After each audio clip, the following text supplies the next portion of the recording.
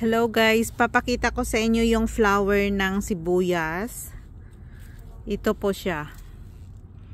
Yan yung flower ng onions or sibuyas. So may mga seeds siguro to. Titingnan natin. Iano natin dito sa plastic para para ma-obvious. Yan, may mga seeds siya guys, oh. So, pwede itong ipunla.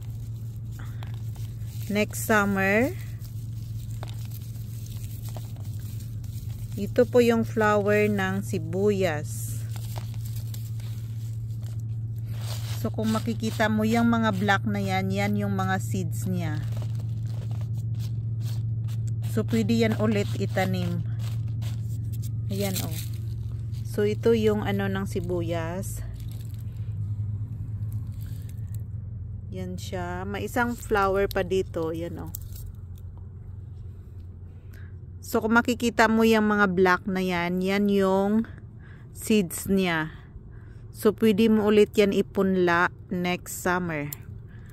So, natin dito.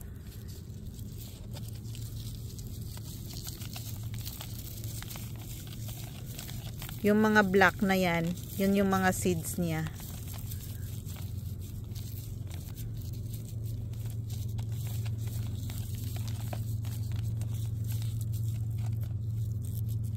Yan, oh. Yan. So, may seeds na ako for next summer.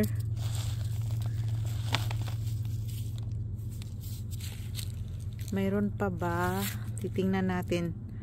Yang puno na yan, siya yung nag-flower eh. So, mayroon pa, oh. Hindi pa siya totally dry, pero yan yung may mga black na siya. Yan yung kanyang seeds.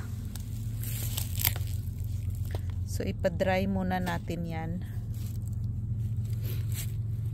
Mayroon pang isa dito. Yan, oh. So, ipa-dry muna natin yan.